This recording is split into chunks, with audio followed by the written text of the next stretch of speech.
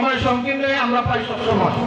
কারণ হচ্ছে আজকে এই বাংলাদেশের মাধ্যমে আপনারা দেখেছেন কিভাবে অত্যাচার, নির্যাতন, নিপীড়ন, গুম, হত্যা করে শুধু ক্ষান্ত হন নাই।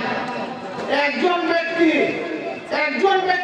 অ্যাকাউন্টে লেনদেন হয়েছে 232,000 কোটি টাকা। তো এত বড় দুর্নীতিবাজ সরকার ছিল, কিন্তু মুখ খুলে বাংলাদেশের মাধ্যমে যে বলতো তার জেনে নিত।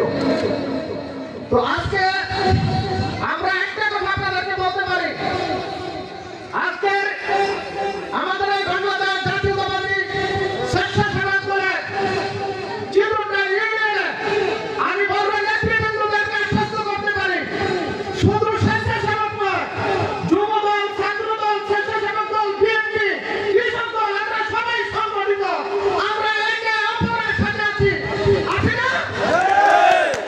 আমরা কেউকে কেউ ছেড়ে নাই, আমরা সবাই সবার সাথে রাজনীতি করছি। কিন্তু আপনারা কি চান আগামী নির্বাচনে সুমন ভাই এমপি যদি হয় ইনশাআল্লাহ আপনাদের ভোটে আমরা এমপি নিয়ে খুশি হব না, আমরা চাই সুমন সাহেব একটা মন্ত্রিত্ব। যদি ইনশাআল্লাহ আপনাদের ভোটে সুমন সাহেব নির্বাচিত হতে পারে, আমরা সর্বপ্রথম এই বাংলাদেশ গর্বে একটা এমপি নয় মন্ত্রী হিসাবে আমরা চাই।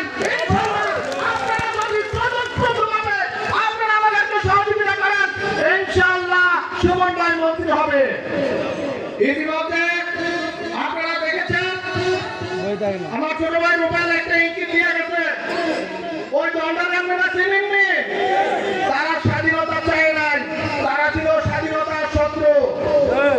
কিন্তু আজকে সারা বাংলাদেশটাকে লন্ডন করে নিতে চায়, তাদের অনেক পলিসি করতেছে যেন নির্বাচন সরকার না হয়। তবে নির্বাচন যত দ্রুত হবে তবে দেশের মাধ্যমে শান্তি ফিরে আসবে। পরিশেষে আমি একটি কথা বলতে চাই যে আমি সম্মানের সাথে তাদেরকে শ্রদ্ধার সাথে স্মরণ করছি।